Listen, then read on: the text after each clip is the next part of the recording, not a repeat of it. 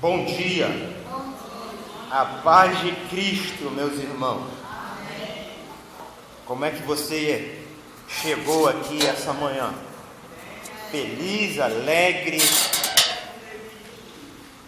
com problemas para resolver, ou com muita esperança no coração, saber que Deus vai te ajudar. Como construir uma família?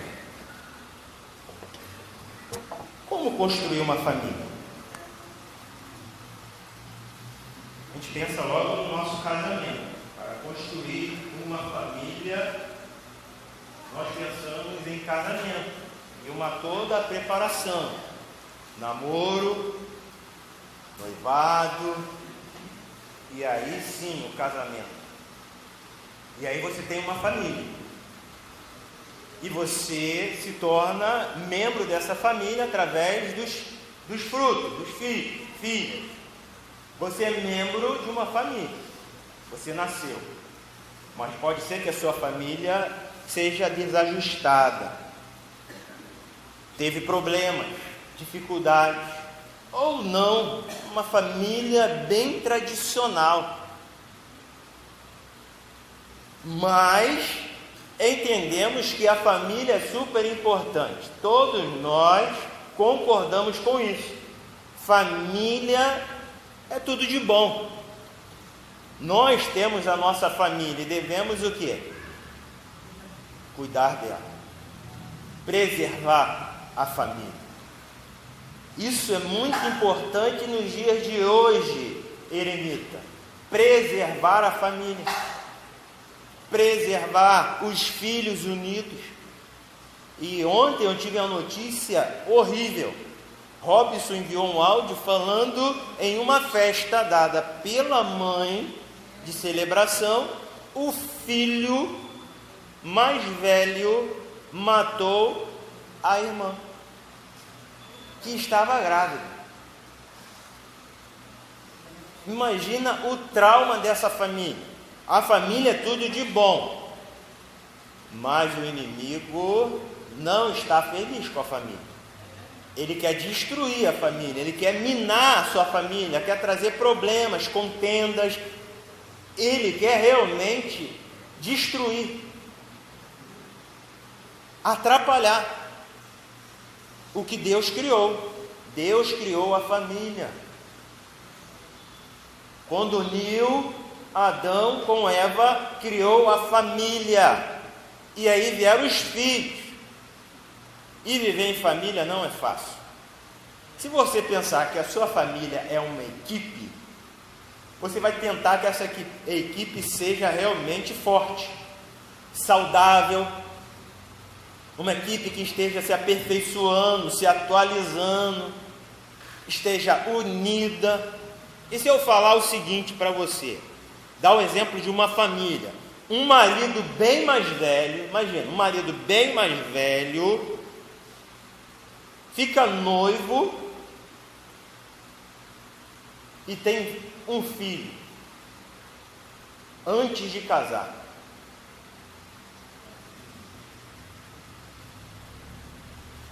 Ainda falo mais, o bebê nem era do noivo. Imagina,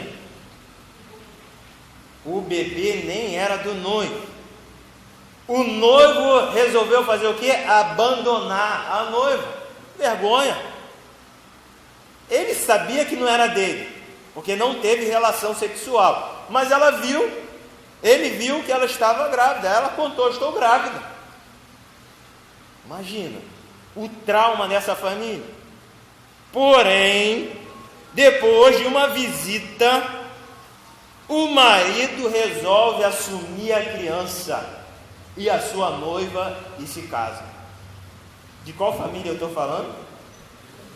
De Jesus. A família de Jesus. Imagina cada família desse universo, os meios que foram formados e estão vivendo Porque aparentemente, quando você olha a família na igreja, de mãos dadas, com os filhos, você parece, aparentemente você diz, perfeita. Mas é só chegar em casa que você observa que nenhuma família é perfeita. Tem problemas, tem dificuldades. E toda família que tem dificuldades, problemas, faz parte de uma igreja. E se essa família tem problemas, dificuldades para se resolver, para se tratar, a igreja também. Então a igreja também não é perfeita. Se você encontrar uma igreja perfeita, dizem para você não entrar lá, porque ela vai ficar imperfeita porque você entrou. Então, toda família precisa ser colocada diante de Deus. E nós vamos fazer a leitura dessa manhã. Eu vou ler os versículos ímpares e a igreja os versículos pares. E disse-lhe alguém: eis que estão ali fora tua mãe e teus irmãos, que querem falar-te.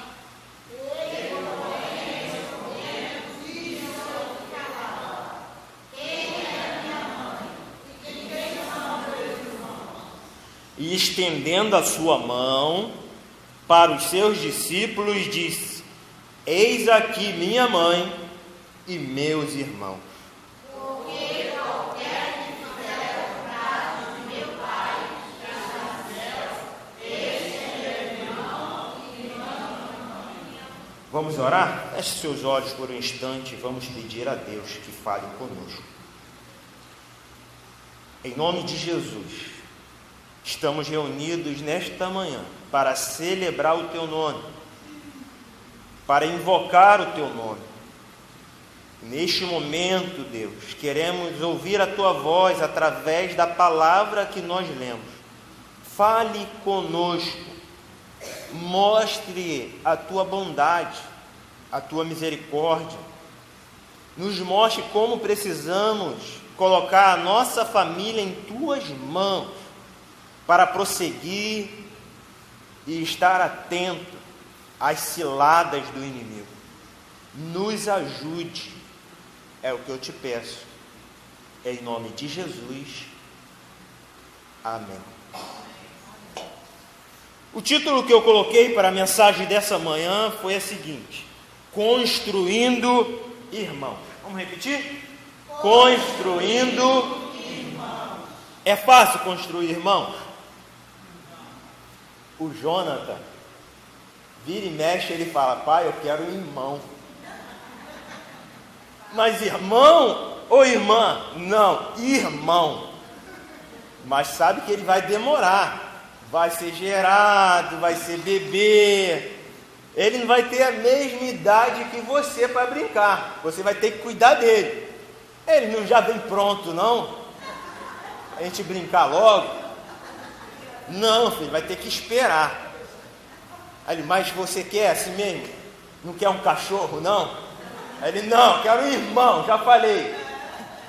E aí, não é fácil, né? Explicar que as coisas estão difíceis, que a gente precisa se organizar, que eu não tenho nem um quarto para ele, imagina para o irmão dele. Então tudo tem que ter um planejamento. E a família é assim. Muitas vezes a gente atropela as fases. E tem filhos antes do casamento. E aí atropela, aí tem que casar rápido, tem que estruturar logo, tem que trabalhar logo, tem que desenvolver uma estrutura para manter essa família. A gente fica pensando aqui, o parentesco no reino dos céus não depende da descendência humana. Se dependesse, a família aqui de Jesus já estava, totalmente salva. Mas não depende. Então, a família tem que depender de Deus. o seu filho, a sua filha, não é salvo porque você é crente. Tem muitas vezes que a gente pensa assim: não, meu pai é crente, então eu estou salvo. Meu pai é crente. Não, você precisa se entregar a Jesus, se converter. A criança também. A criança não é salva, ela precisa reconhecer Jesus. Mas a criança que morre antes do entendimento, Deus vai resolver. Eu creio que Deus vai ter misericórdia e vai salvá-la. Mas existem outras teorias. Deus vai julgar eu e você porque não pregou para as crianças. Então precisamos levar a mensagem para as crianças. Você que é pai, mãe, avô, avó, você que é tio, tia, irmão, irmã, nós precisamos pregar para as crianças, para que elas possam entender que precisam ser parte da família de Deus. Então a gente já viu que não é por descendência. Não é por descendência ser parte da família de Deus. E a gente enxerga aqui que a família de Deus, quando vai ao encontro de Jesus, sua mãe, seus irmãos, levam um susto, porque vai ao encontro de Jesus e Jesus fala: quem são meus irmãos e minha mãe? Apontando para os discípulos. Aparentemente parece que ele está com algum problema com a sua família, não recebê-los de braços abertos, ir lá, cumprimentar, abraçar, aparentemente, mas não é isso. Deus dá a escolha final de sermos transformados por Jesus, inclusive Maria. Ela precisava ser transformada por Jesus. Todos nós precisamos ser transformados por Jesus. Maria era apenas a sua mãe, não a sua senhora. Entendeu? Maria não era a senhora de Jesus. Não é a minha senhora, nem a nossa senhora. Então é claro que Jesus mostra que a sua mãe tem sim um local específico no seu coração, mas não é a senhora dele. Seus irmãos eram seus irmãos, mas não seus controladores. Os irmãos de Jesus não era para controlar ele. Olha, muito tempo fora de casa, melhor você voltar para casa, deixar esses discípulos. Não, seus irmãos não eram controladores de Jesus. Há várias referências sobre a família de Jesus. Em Mateus 13:55, diz, se você quiser abrir, Mateus 13:55: por acaso ele não é o filho do carpinteiro? A sua mãe não é Maria? Ele não é irmão de Tiago, José, Simão e Judas? Em João capítulo 2, versículo 12 também. Depois disso, Jesus, a sua mãe, os seus irmãos e os seus discípulos foram para a cidade de Cafarnaum e ficaram alguns dias ali. A princípio, quando você fala da virgindade de Maria, é naquele momento exclusivo, quando o Espírito Santo vem sobre Maria, desce sobre ela e gera ali o Filho de Deus. Jesus é gerado pelo Espírito Santo. A partir do próximo momento que ela se casou, irmãos, José consumou o ato do casamento e tornou-se uma família e teve filhos, e Maria deixou de ser virgem. Então a virgindade de Maria é, nesse caso específico do nascimento de Jesus. Depois a vida continua de Maria, e ela tem filhos, Jesus tem meio-irmãos, porque o pai dele é o Espírito Santo, e o pai adotivo, aquele que cuidou dele, é José. Então é bem claro isso, as Escrituras. Em João 7, versículo 3 diz: então os irmãos de Jesus disseram a ele: saia daqui e vá para a Judéia, a fim de que os seus seguidores vejam o que você está fazendo. Em João 7,10 também diz: depois que os seus irmãos foram à festa, Jesus também foi, mas fez isso em segredo e não publicamente.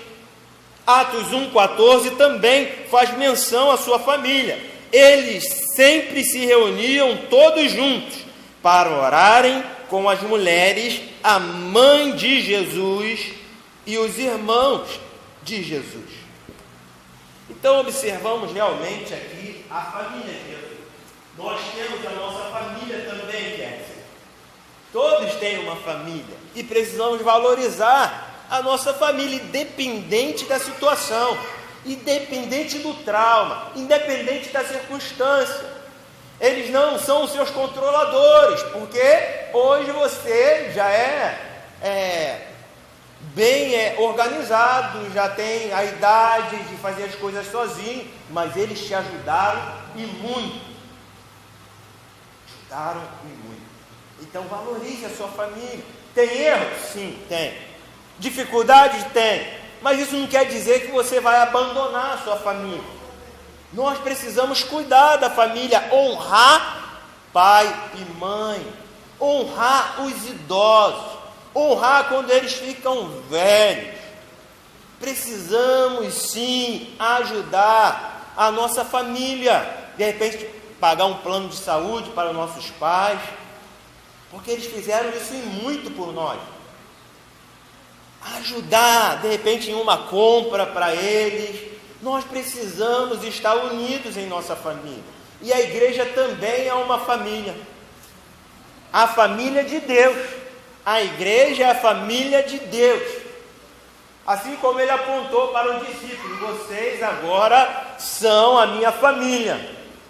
E se Maria e meus irmãos se entregarem, precisam também cooperar com a família. É uma cooperação. Ele chama a família dele de edifício. Somos edifício de Deus. Ele chama a sua família realmente de seus filhos, coeleitos por Jesus. Somos coeleitos, co-herdeiros com Jesus. Uma família adotiva. Somos adotivos, mas somos herança de Deus. Valorize a herança de Deus. Valorize a família de Deus. Valorize o irmão que está ao seu lado. Ele é da sua família, não de sangue, sangue de pai, mas de sangue de Jesus. Pelo sangue de Jesus nos tornamos uma família. Olhe com misericórdia com o seu irmão. Agradeça a Deus que ele está aqui hoje. Poderia ter decidido ficar em casa, ou ter feito outra coisa, ou ter decidido nem crer em Jesus, mas pela graça de Deus, pela misericórdia de Deus, você se entregou a Ele e faz parte dessa família. Através da família vamos trabalhar para nos unir, para acompanhar o dia a dia da família de Jesus. E como fazemos isso? Com projeto. Como fazemos isso? Com planejamento. Pode ser que o planejamento você não consiga enxergar os frutos ainda. A certeza é que precisamos estar juntos. E o lar é o melhor lugar de estarmos juntos. Você tem a sua casa com muito sacrifício. Você trabalha e trabalhou por isso, para conquistar a casa própria, para dar um pouco de conforto para a sua família, para que tenha um local ali onde todos possam ter um ambiente adequado, um quarto, um banheiro, uma cozinha. Então você faz a sua casa um local bom. E a igreja precisa estar participando da sua casa. Sabe como? Através dos pequenos grupos. E eu queria falar que construindo pequenos grupos faz a gente nos unir melhor. Se você observar aqui, em 2016, nós fizemos um culto no lar protótipo. Foi lá na casa da irmã Marisete, diaconisa. E nós começamos o trabalho. Antes disso, confesso que fizemos, sim, experiências de culto nos lares, para realmente estarmos juntos, mais próximos. Mas não foi bem sucedido. E tivemos que retornar, investigar, pesquisar e observar que precisávamos de ferramentas adequadas para avançar. Então retornamos novamente a um culto no lar protótipo, ou um pequeno grupo protótipo. E ali caminhamos, sabe quanto tempo? 1 ano. 1 ano caminhando com aproximadamente 10 irmãos. É pouco, sim, mas é o bastante para que nos conhecermos, para ter relacionamento. Imagina a sua família, tem 3, já é difícil, imagina uma família com 12, com 15. 15 é a capacidade máxima do projeto Culto no Lar ou Pequeno Grupo, para que possamos nos conhecer, nos relacionar. E eu trabalhar essa equipe, treinar essa equipe para fazer igual em outra casa, em outro lugar, para abençoar a família, para abençoar a minha vida, para andar comigo. Assim Jesus também fez a sua equipe protótipa, com os discípulos. Pegou 12 discípulos, apóstolos, e comissionou, treinou eles, e depois enviou eles, de 2 em 2, para pregar o Evangelho, para anunciar o Evangelho, tanto para adulto, jovem e crianças. Então a gente vê aqui que depois de 1 ano, nós multiplicamos, não dividimos, multiplicar, é nascer mais um filho, não é isso? Imagina, ninguém divide um filho, né, ao meio, é multiplicar, quando chega um filho, e quando é gêmeos, multiplica em dobro, então é multiplicação, e depois conseguimos multiplicar em 4 filhos, 4 grupos. Essa é a segunda geração. A primeira ali caminhando com a Marisete, a segunda geração das casas nos lares, em 4 lugares, e estamos caminhando até hoje. Iniciamos esses 4 lugares em 2017, e já estamos em 2018, e em junho nós vamos multiplicar mais filhos, e eu preciso de casas.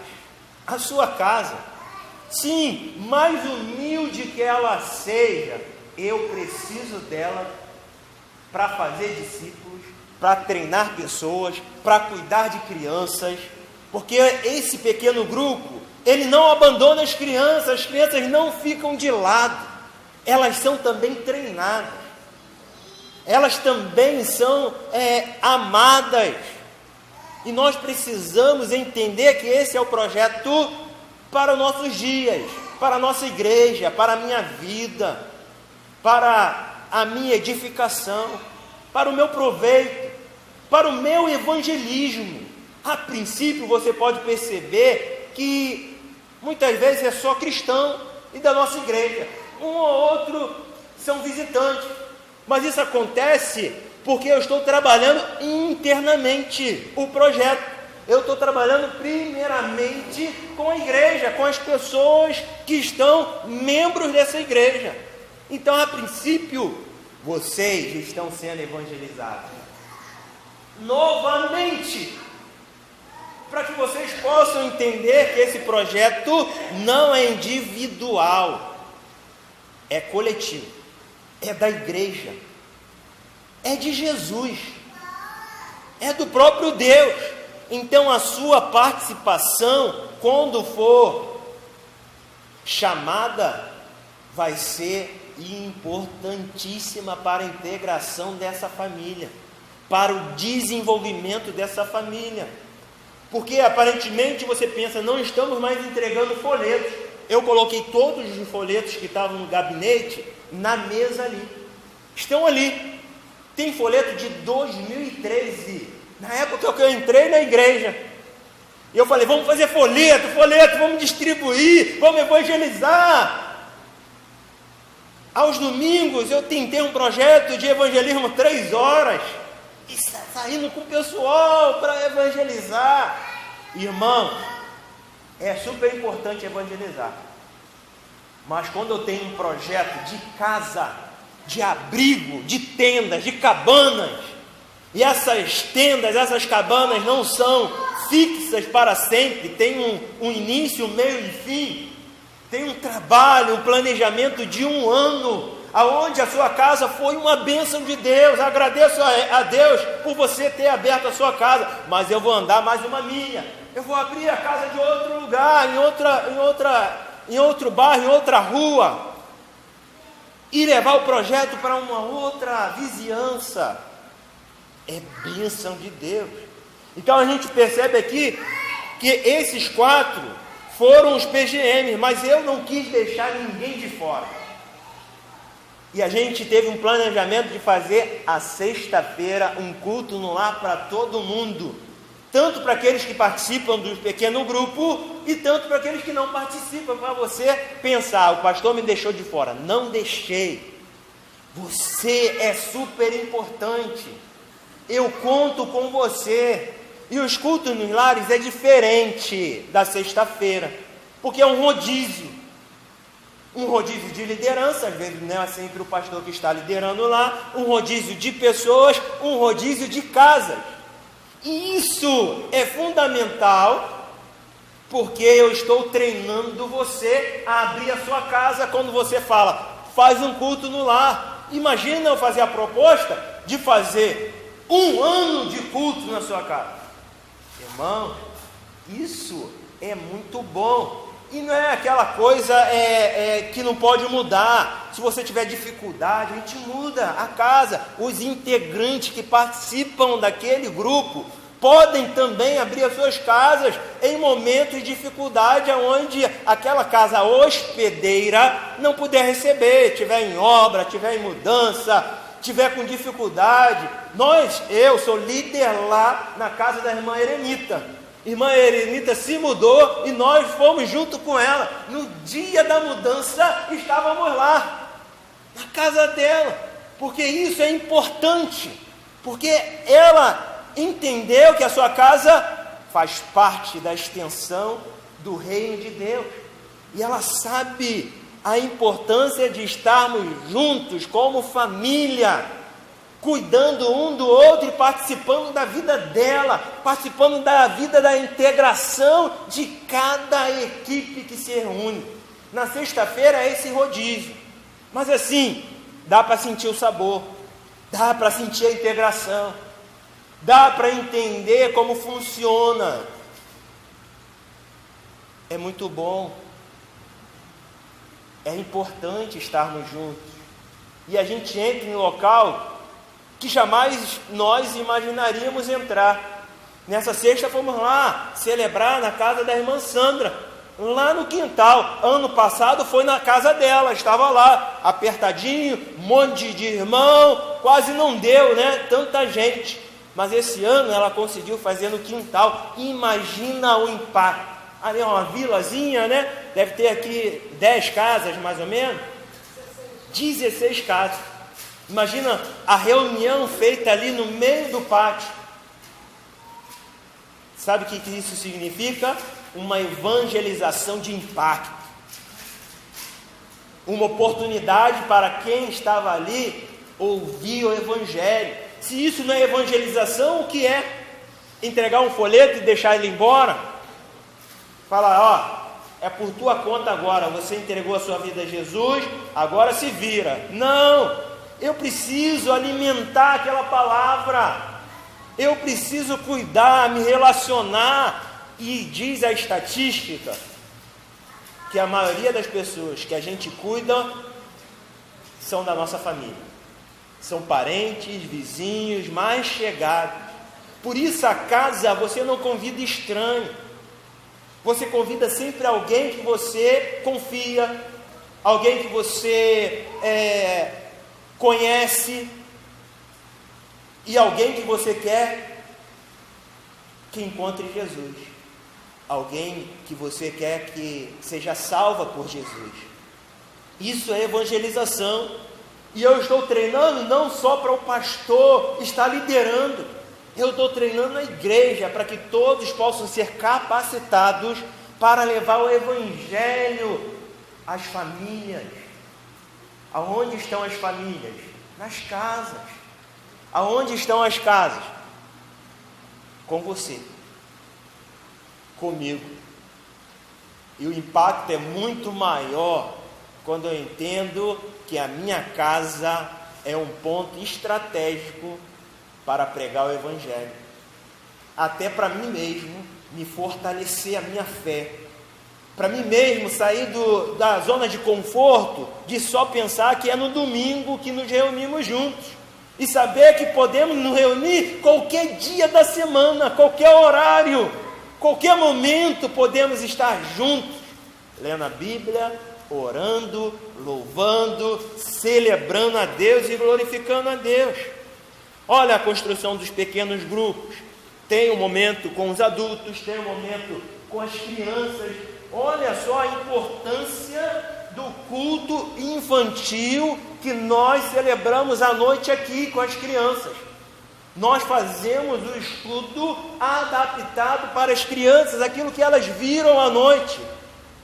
E ali na prática, no dia a dia, nós estamos ali novamente combinando com o que se faz aqui dentro, faz também em minha casa lá fora. Não é só para aqui dentro, para eles acharem que o ensino é só na igreja. Não, o ensino também é nos lares. O ensino é também fora do meu campo, que a gente diz que é religioso, sagrado esse local.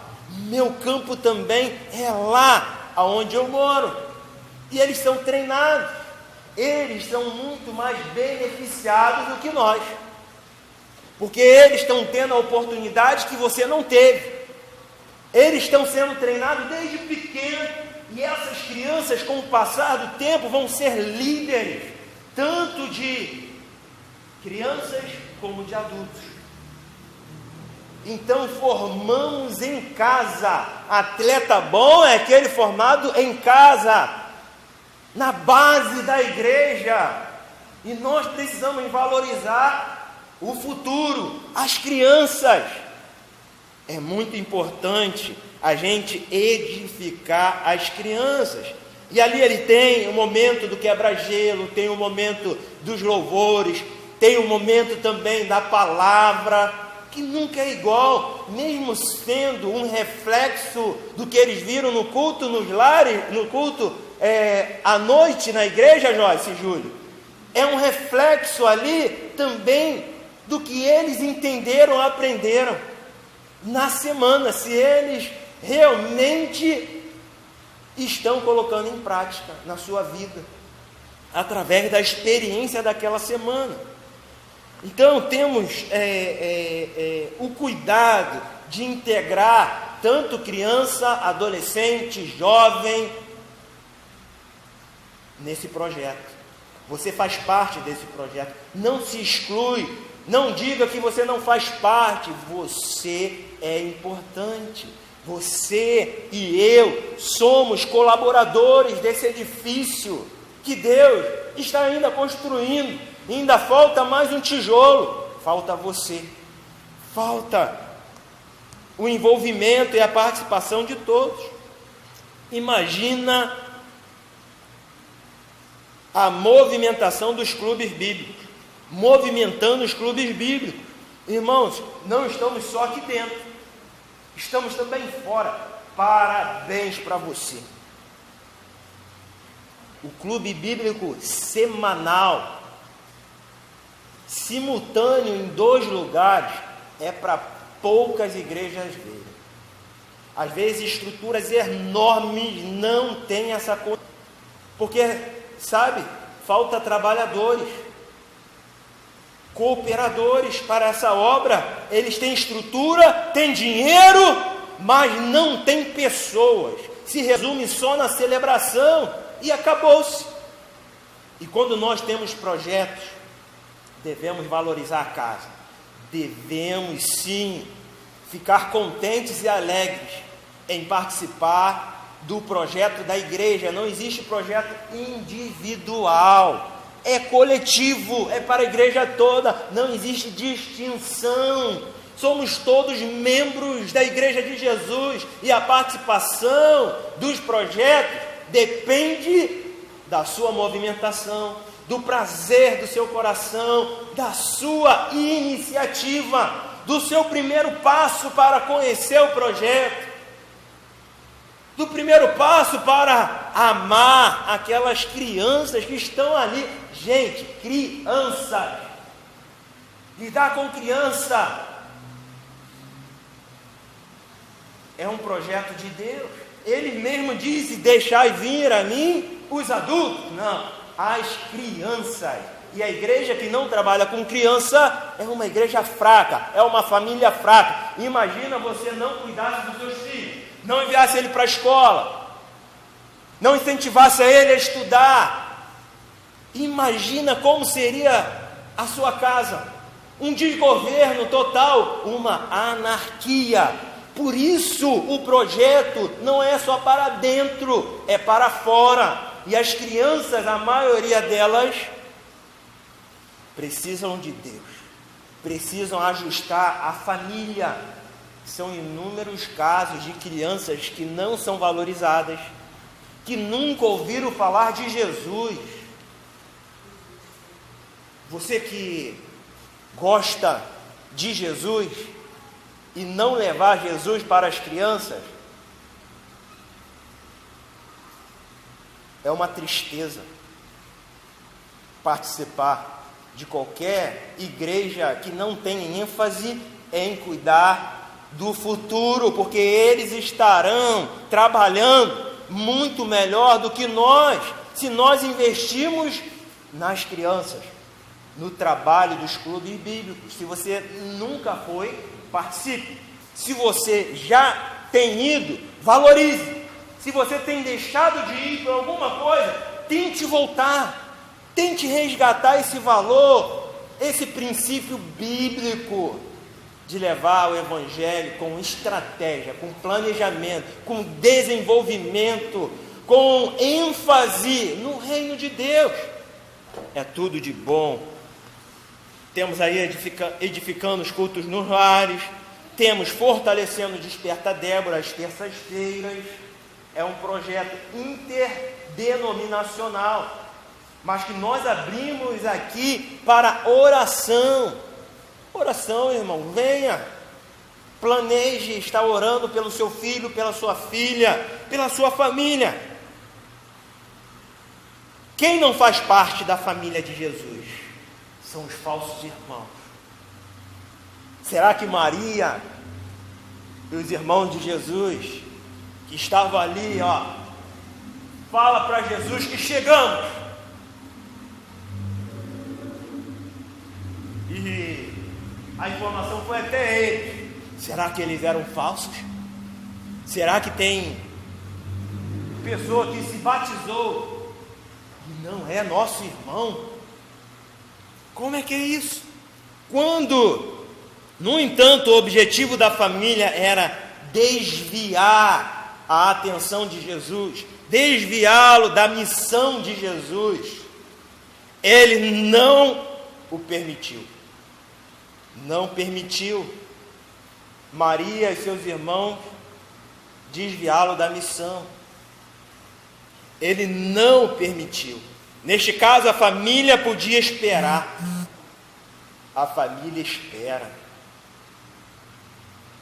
O reino de Deus, Jesus falou, o meu reino está sendo fortalecido e integrado. Não posso voltar agora, mãe. Mas estamos lá, dificuldade, José foi embora, morreu, não se sabe o que aconteceu com José. No meio da história, ele desaparece, não é? Fala mais sobre o pai de Jesus. E a mãe aqui, os irmãos estão indo até ele, não se sabe o porquê. Jesus não dá nem a chance de incomodar a missão dele. Que difícil, hein? Dizer não para a família. Dizer não é agora, não é o momento. Estou no campo. Estou numa missão muito importante. Não posso parar. Quem são meus irmãos e a minha família agora? Aqueles que me seguem. São aqueles que se entregaram a Deus. E aí no versículo 47 diz: estão lá fora. Sua mãe e seus irmãos estão lá fora. As pessoas que nos desviam não participam dos nossos ideais. Estão lá fora, no mundo, fazendo outras coisas e querem nos desviar. Para que ficar na igreja todo domingo? Para que ensinar as crianças? Você não ganha nada com isso.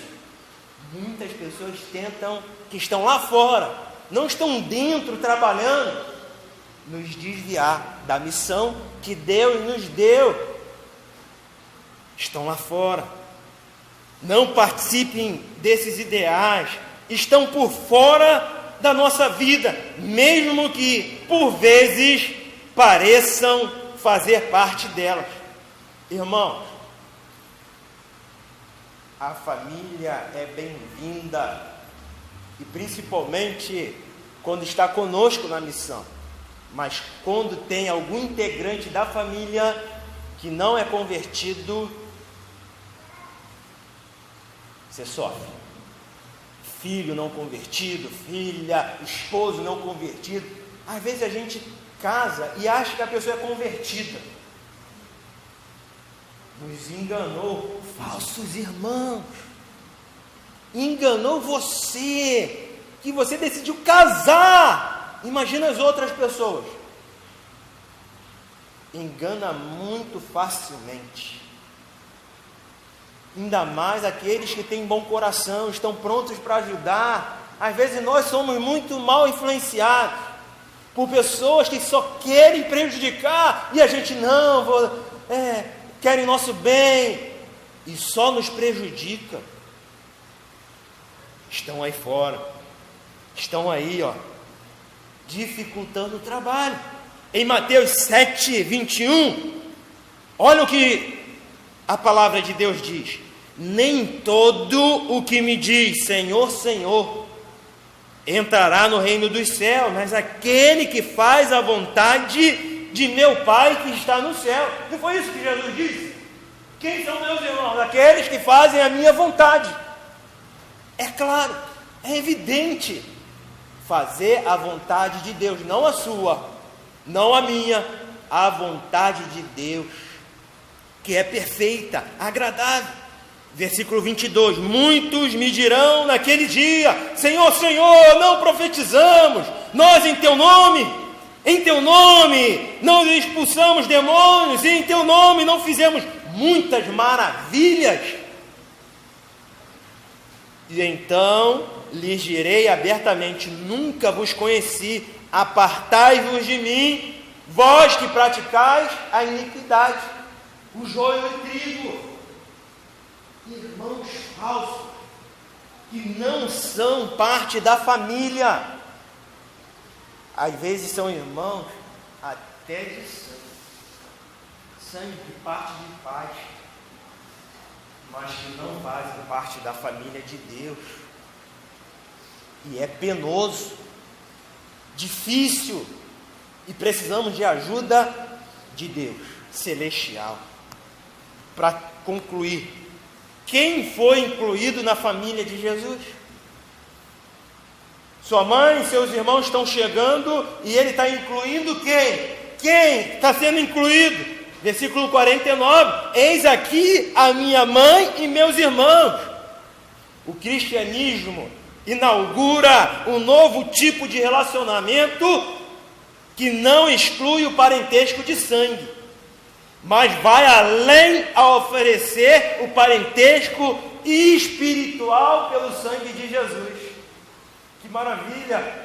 Temos uma família de Deus, uma família comprada por Deus, pelo sangue de Deus, e nos uniu. Somos co-irmãos. As igrejas espalhadas pela face da terra não são nossas inimigas. O irmão saiu daqui e foi para outro. Irmão, Deus te abençoe. Ninguém está preso. Ninguém é forçado a ficar num local que ele percebeu que não é mais o tempo dele. Vai em paz. Nós ficamos tristes porque é irmão, é sangue, é espiritual. Mas que Deus te abençoe. Somos uma família, é uma integração. No céu eu não vou chegar lá falando que sou do Batista do Magaça e você mal interpretado, não. É uma família só, é uma denominação só, acabou, não existe outra. É a denominação de Jesus, do Filho de Deus, do reino de Deus. Somos todos irmãos. Precisamos parar de nos separar e nos unir e ajudar. É o corpo de Jesus, é a igreja de Jesus, sem distinção. Você não está pecando se ajudar uma outra igreja, você não está pecando se você evangelizar junto com eles, numa integração. A sexta-feira, saindo do culto no lar, encontrei lá. Natália falou que ia ter um culto na praça, porque essa praça está realmente muito difícil. Estão se reunindo jovens, bebendo, fumando, se drogando. Inclusive, no mesmo momento do culto, eles estavam lá. Eu fui lá, parei, agradeci a Deus por aquele projeto, pelo pastor Sebastião, pelos irmãos ali. É bênção de Deus. Se nos unirmos, estaremos lá também. Se nos convidarmos, também iremos.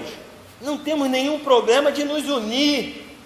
A gente não precisa nem ter a oportunidade de pregar, só estar ali juntos e falando que concordamos que aquela praça precisa de Deus, é o bastante. É a integração, sem vaidade, sem orgulho, sem achar que é melhor. Somos todos de Jesus. É uma integração da igreja.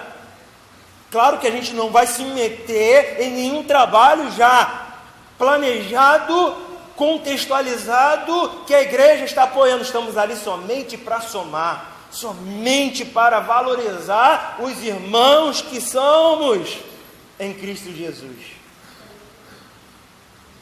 Que bênção é a importância de pertencer à família de Jesus. Você é super importante, Adonisa.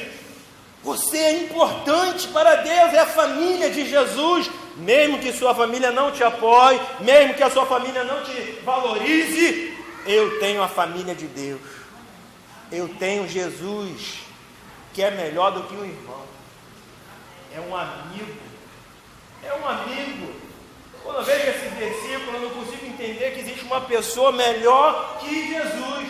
Somente Jesus pode ser o nosso melhor amigo. Ninguém é igual a Jesus. Por isso que ele é um amigão, que não pode ser comparado a nenhum irmão de sangue, porque ele está realmente muito além daquilo que precisamos. Ele é tudo que necessitamos. É o bastante, a família de Deus. Amém? Vamos orar? Passei um pouquinho, irmão. Vamos até 11h20. Passou não, porque ele está adiantado. Terminando o culto. 11h18. Foi votado em assembleia. Até 11h20. E eu tento obedecer. Mas não quer dizer que se a gente passar um pouquinho, o pastor está pregando demais. Não, irmão. É uma mensagem que a gente ora, que também é para mim. Então temos que estar unidos. E eu respeito se você tem que sair, tem que fazer almoço. A união não tem problema na diversidade. você com reverência, com muita discrição, pode se levantar, sair devagarzinho e ir com o seu compromisso. É melhor do que ficar falando, passou muito tempo, está pregando de... Irmão, nós vamos até um limite, o pastor não é exagerado, mas vamos até um limite que foi combinado em assembleia, que poderíamos estar aqui nos reunindo, em família. Isso é bênção de Deus, que nós temos a assembleia, que decide tudo, para que tenhamos uma unidade em família. Mesmo que você não concorde, mas a maioria disse que é melhor, então a minha família decidiu, e eu tenho que observar para a unidade continuar. Então valorize a sua casa, valorize a família de Deus e continue se esforçando, continue trabalhando, porque é uma bênção de Deus. Amém? Vamos orar. Senhor Deus, estamos essa manhã gratos a Ti pelo trabalho, pelos projetos que temos edificado em nossas vidas, na Tua igreja. Ajuda-nos, cada participante, dando força, dando alegria, dando visão, tirando o conhecimento das dificuldades, os entraves, as barreiras, que elas não façam parar a Tua igreja, e que a unidade possa nos levantar, possa nos animar e valorizar o trabalho que ardentemente estamos aqui, Deus, com as portas abertas, com as nossas casas abertas. Abençoa, Deus. É o que eu te peço. Em nome de Jesus.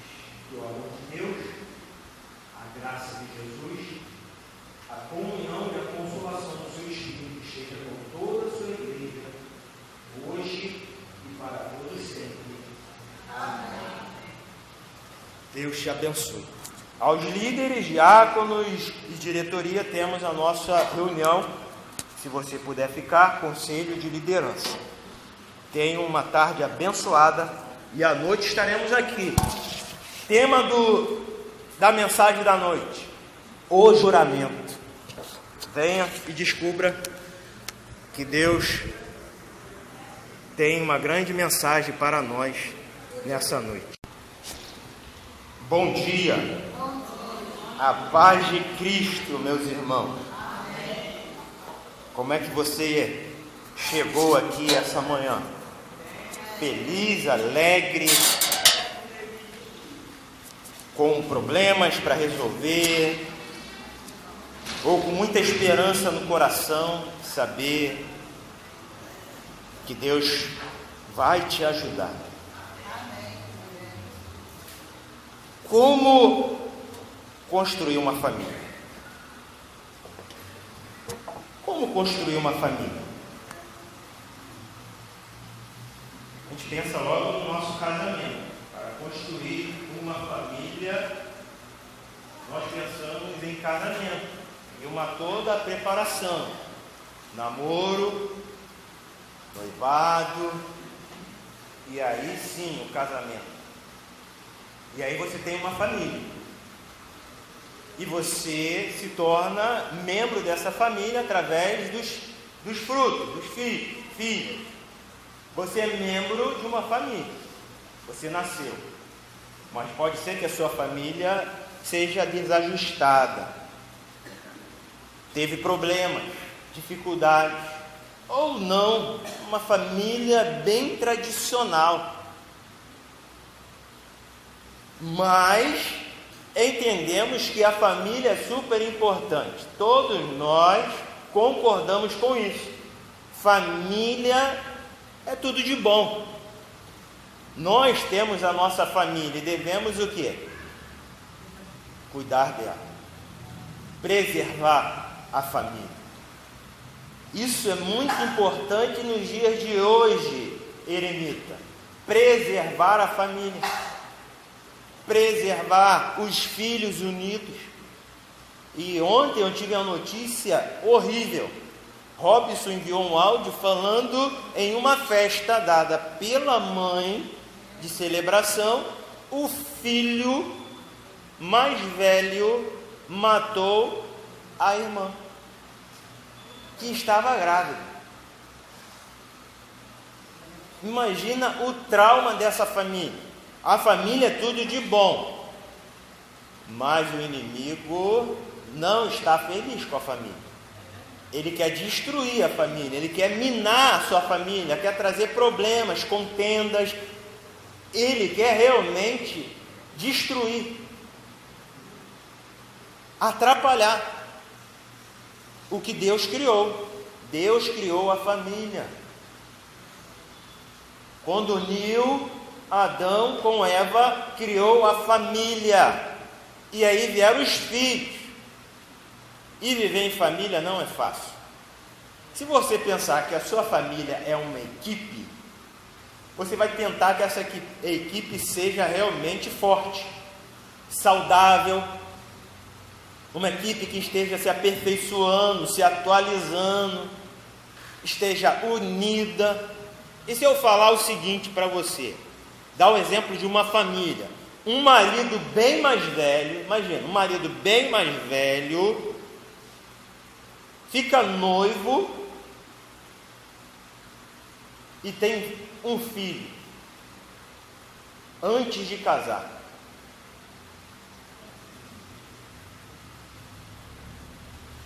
Ainda falo mais, o bebê nem era do noivo. Imagina, o bebê nem era do noivo. O noivo resolveu fazer o quê? Abandonar a noiva. Vergonha. Ele sabia que não era dele, porque não teve relação sexual. Mas ela viu, ele viu que ela estava grávida. Ela contou: estou grávida. Imagina o trauma dessa família. Porém, depois de uma visita, o marido resolve assumir a criança e a sua noiva e se casa. De qual família eu estou falando? De Jesus.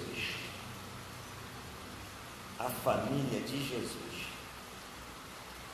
Imagina cada família desse universo, os meios que foram formados e estão vivendo. Porque aparentemente, quando você olha a família na igreja, de mãos dadas, com os filhos, você aparentemente você diz perfeita. Mas é só chegar em casa que você observa que nenhuma família é perfeita. Tem problemas, tem dificuldades. E toda família que tem dificuldades, problemas, faz parte de uma igreja.